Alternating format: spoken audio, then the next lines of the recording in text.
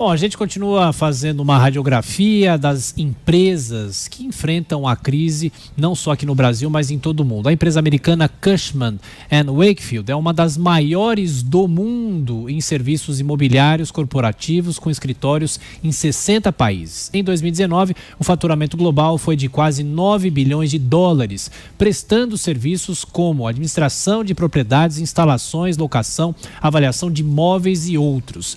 A arquiteta Celina Antunes é a presidente da Cushman & Wakefield na América do Sul desde 2003 e do escritório dela aqui em São Paulo, ela hoje comanda mais de 2.000 funcionários em 6 países da região. E ela, que atende gentilmente o Jornal da Manhã, na manhã desta terça-feira. Muito bom dia, agradeço a senhora pela atenção. Aqui o Beto Caetano também, nosso comentarista de Economia e Negócios, que participa da entrevista. Bom dia para a senhora. Bom dia a todos.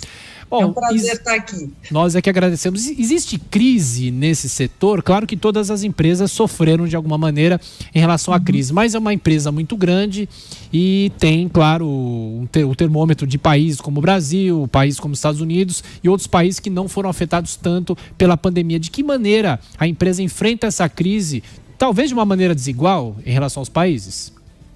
Sim, cada país tem um cenário distinto e cada segmento do mercado também sofreu de formas distintas.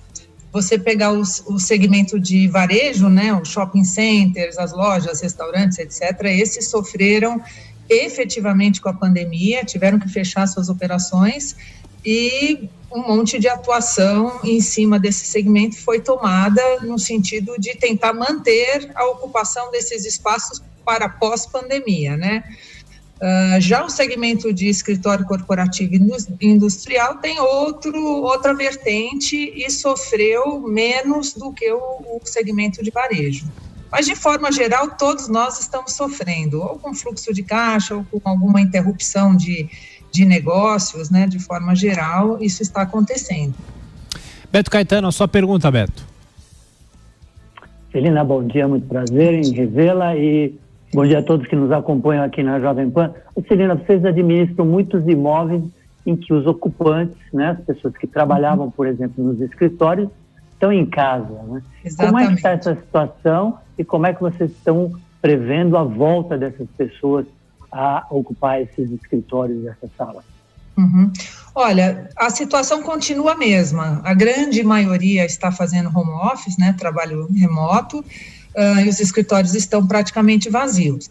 Dentro dos prédios, nós tivemos que trocar na área administrativa todo o manuseio de limpeza, de cuidados com o condomínio, mesmo eles estando vazios, porque existe pessoas entrando e saindo dos prédios, muito menos do que antigamente, mas ainda existe. Então, o cuidado com a segurança, com a asepsia dos imóveis está muito grande. No retorno, nós andamos fazendo pesquisa com os ocupantes, grandes ocupantes, nós trabalhamos na prestação de serviços com esses ocupantes, tanto na área de transações quanto na área de serviços, e fizemos uma pesquisa abrangente sobre como as empresas vão ocupar esses espaços pós-pandemia. A grande maioria está gostando do modelo de home office, 40 e poucos % dessas empresas nunca tinham trabalhado com modelo remoto, passaram a trabalhar e estão olhando com uma forma diferente esse formato de trabalho. Então, o pós-pandemia, a primeira coisa que vai acontecer é que as empresas não vão poder mandar todo mundo de volta para o escritório. Por quê? Os escritórios em São Paulo, no Brasil, de forma geral, são super adensados. Muito mais adensados que os escritórios em países mais desenvolvidos, como Estados Unidos, Europa e etc.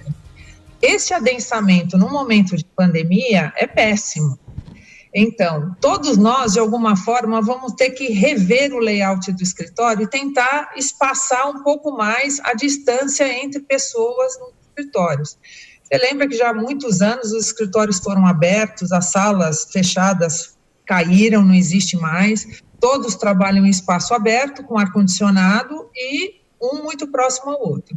Então, essa reformulação do layout, ela vai levar um tempo mais longo para acontecer. Então, num primeiro momento, as empresas vão ter que se planejar para voltarem ao trabalho em etapas, ou fazendo rodízios de funcionários para que a distância entre os funcionários seja amplificada, caso contrário, não há como voltar. Porque nós não estamos falando, pelo menos até o momento, de voltar ao trabalho tendo curado essa pandemia, com a vacina já funcionando, todo mundo vacinado.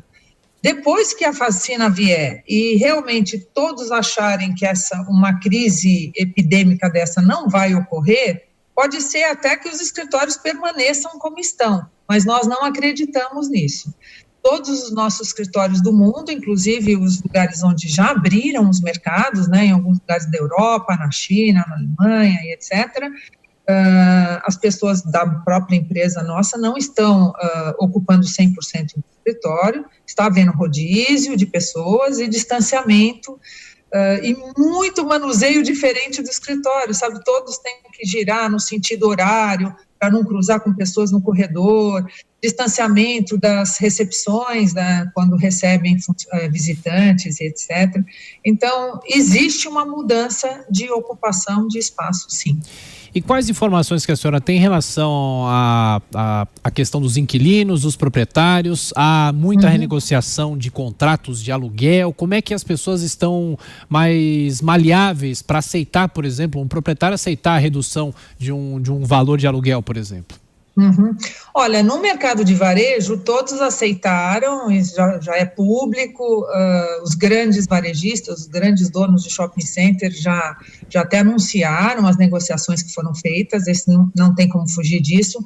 Agora, no mercado de logística e escritórios corporativos, que é o nosso, isso está variando muito de proprietário para inquilino, são negociações uma a uma, e os proprietários estão cedendo quando eles percebem que a empresa daquele inquilino realmente está sofrendo e não vai conseguir pagar o aluguel. Aí existem negociações, não existe nenhuma tendência para eu falar todos estão conseguindo redução efetiva ou estão postergando por alguns meses o pagamento dos aluguéis. É muito variável isso, é inquilino por inquilino dentro dos prédios. Agora, de forma geral, se o inquilino ainda ocupa aquele espaço, mesmo sem pessoas, mas tem as instalações dele, o proprietário não pode alugar aquele espaço porque ele de fato não está livre.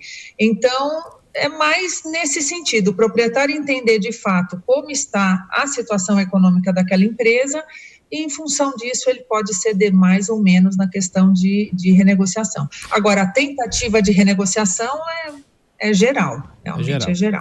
E só para a gente fechar, o Beto Caetano faz a última pergunta. Beto. Celina, com isso, os preços mudaram nesse mercado, no mercado dos imóveis comerciais? Nós estamos falando de um patamar inferior de preços em relação ao que estava antes, ou não? Não, no mercado de escritórios não houve essa redução de preço. O mercado é um pouco lento, né? Quer dizer, uma empresa decide mudar para um espaço, ela leva um tempo até ocupar aquele espaço. Como todo mundo foi pego de surpresa com a pandemia, as empresas que estavam mudando, ampliando ou mudando de espaço, elas continuaram com o planejamento. Então, elas ocuparam esses espaços. O mercado estava com tendência de alta quando houve a pandemia, os preços já estavam subindo. Então, ainda não houve uma redução no preço pedido dos imóveis.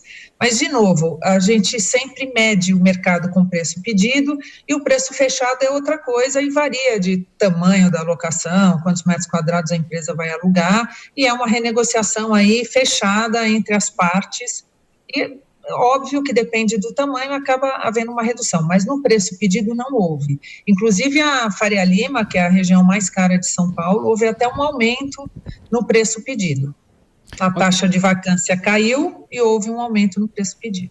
Senhora Celina Antunes, que é presidente da Cushman & Wakefield aqui no Brasil. Mais uma vez, muito obrigado por nos atender, por prestar esclarecimentos e boa sorte. Até a próxima. Até a próxima. Obrigada.